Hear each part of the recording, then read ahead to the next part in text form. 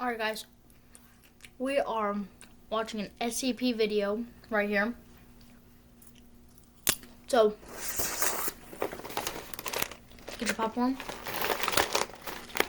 get your soda, or water, or whatever you drink, and have fun. If beauty is in the eye of the beholder, then it is generally true that everyone would like to behold it at some point. Beauty can take many forms, and that much is especially true of SCP-056, also known by the appropriate title, A Beautiful Person.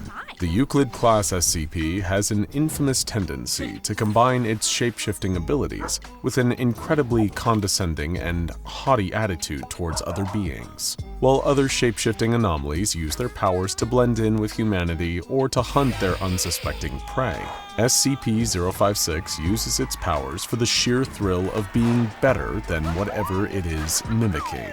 The question is, what is the true form of this beautiful person when nothing and nobody is around to see it? You might be familiar with the old phrase, if a tree falls in a forest and nobody is around to hear it, does it make a sound? Well, SCP-056 could have a variation of the phrase applied to it. What does beauty look like when there's nothing to compare it to? Or, in other words, what does SCP-056 do while alone in the containment chamber? The previous time the Foundation tried to sneak a peek at SCP-056 in its natural state, the clever researchers inserted a security camera into the room in the hopes of seeing the shapeshifter let its guard down. But SCP-056 was clever too, or at least audacious enough to mock the attempt, and transformed into a security camera of much higher quality and stared back. Additionally, the footage featured a glitch of low visibility to allow the transformation to take place unobserved. Perhaps in an effort to protect what passes for modesty for its arrogant self, SCP-056 never changes shape when it is being directly observed. While it would perhaps be a mischaracterization to describe SCP-056 as shy, the elusive nature of its true form has instilled a sense of wonder about it among many members of the Foundation staff. To be able to glimpse how SCP-056 behaves when left entirely to its own devices would surely be a memorable encounter. Could it be possible that 056 is even more beautiful than comprehension in its true and currently unknowable form, and that diminishing its own appeal down to merely being a step above its subject is just another extension of its insulting personality?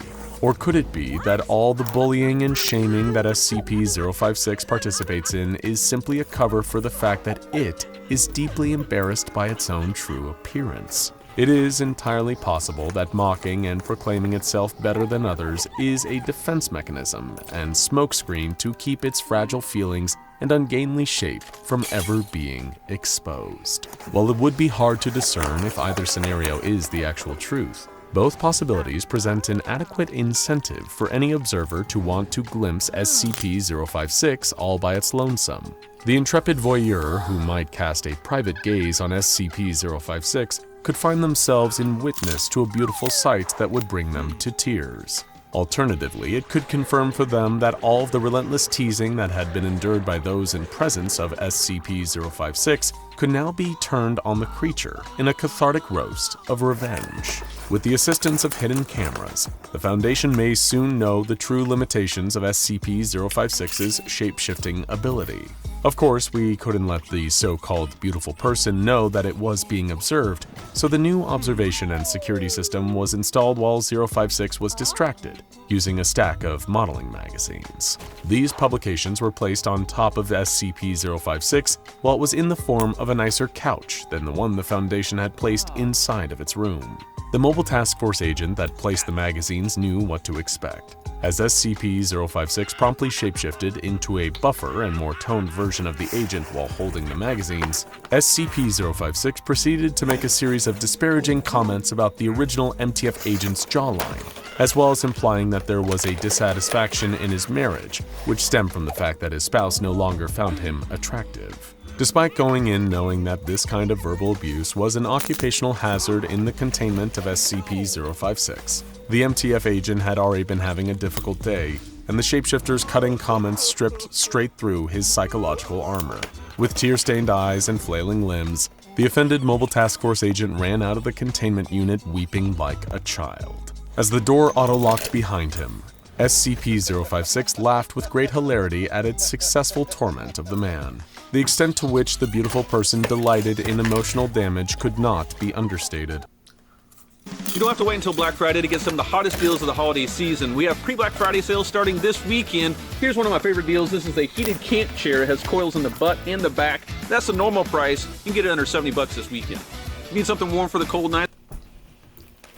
This sadistic urge was likely the overriding purpose in its questionable biology, supplanting even the urge to eat and propagate itself. Though, in the case of the latter, it is unlikely that SCP-056 would ever be willing to settle for mingling with anyone less beautiful than itself. Besides, if making others feel small and worthless was more a gratifying pastime, then why would SCP-056 want to share itself with any of its pathetic sycophants? Throughout numerous experiments, it was all but confirmed that SCP-056 preferred the feelings of being fawned over as opposed to acting on its own desires. If any, it would rather take the form of a beautiful woman and have several men fight over it for its amusement than find companionship with any individual one of them.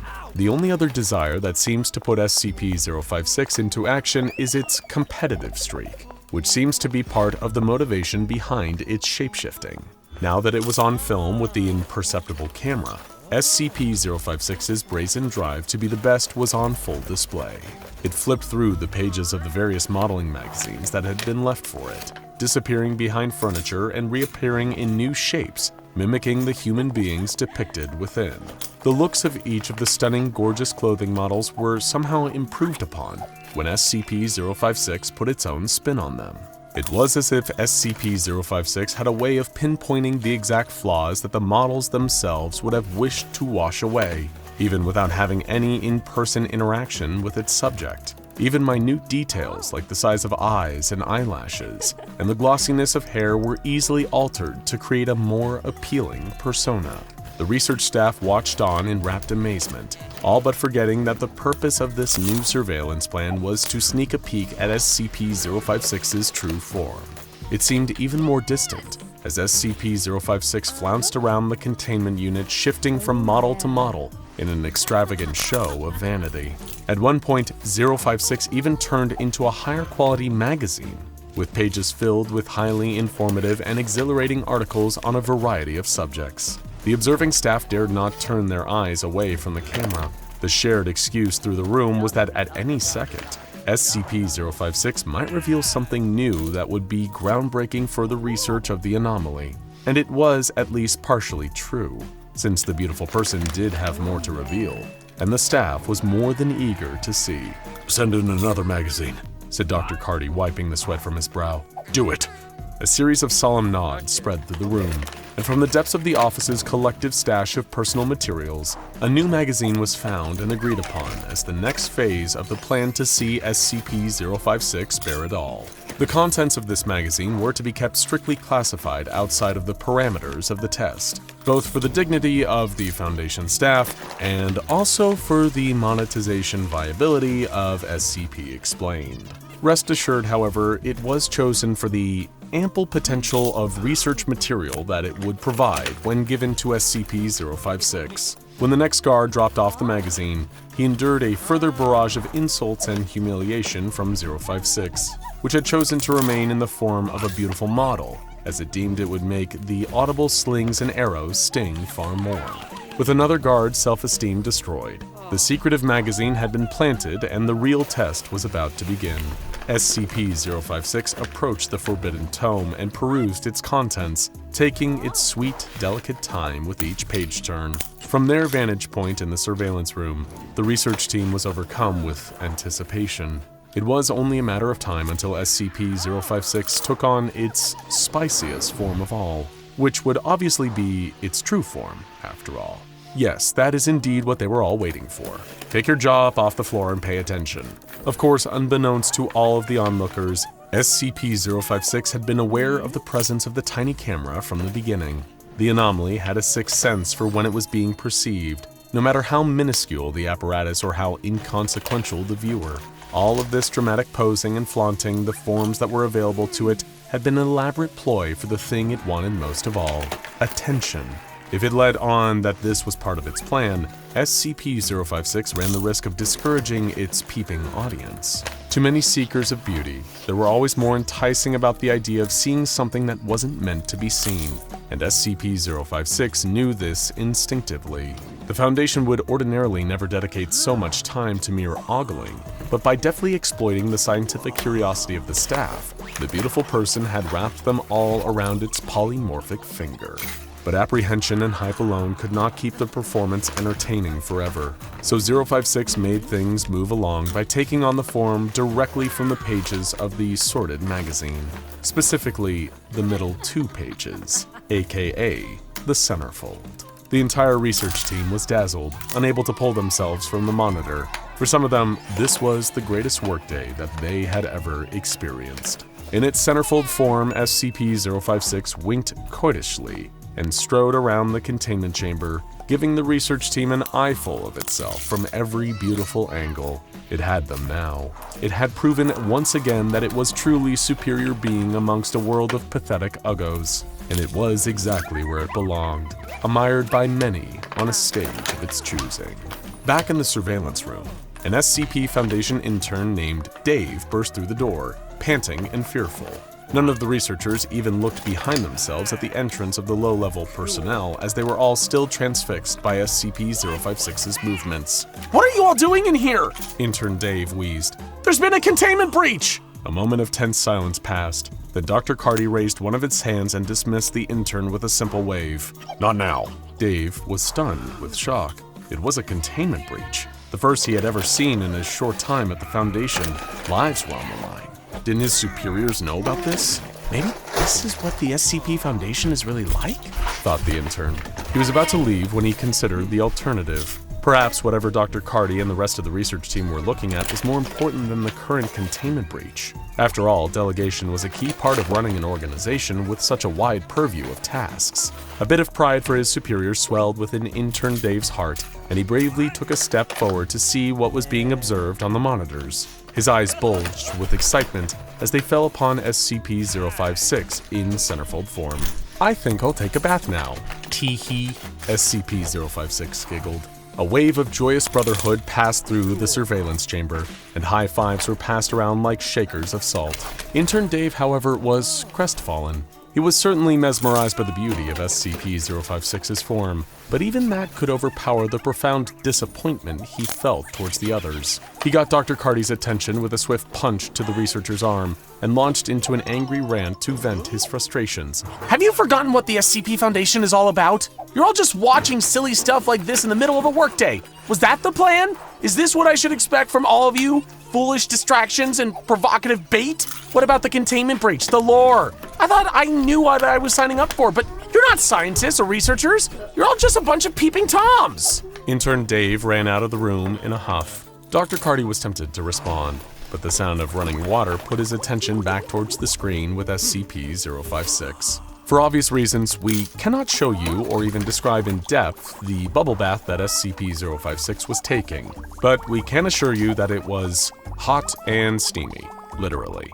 It was an objective scientific fact that the water was quite a high temperature and the room was filled with a curtain of steam. Any other details that might enter the conversation must be left entirely up to the imagination of the viewer. While the research team was captivated, SCP-056 decided to gloat aloud about just how much better than the centerfold model it was. It began to give away all the secrets of how it enhanced its form, making it clear that it had elevated itself beyond the scope of any human beauty standards and into the realm of perfection.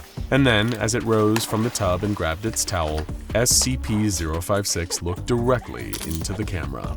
"I hope you all enjoyed that as much as I did," SCP-056 said in a sultry voice of the centerfold. A glitch in the system followed, and immediately after, the containment chamber had 2 bathtubs inside of it, one of which was of an obviously much higher quality than the first. The researchers stood at attention, realizing that this entire time there had been no new discoveries waiting for them. SCP-056 had strung them along for an ongoing performance that wouldn't add anything useful to the data logs of the anomalies file. "By God, that intern was right about us," Dr. Carty slammed his fist onto the console of the surveillance system, his body filled with tension and high blood pressure. What have we become? The research team departed swiftly to go and assist the rest of the site with whatever containment breach had thus far escaped their notice. The risks of working with such a wide variety of SCPs was that dedicated attention to each was often in short supply.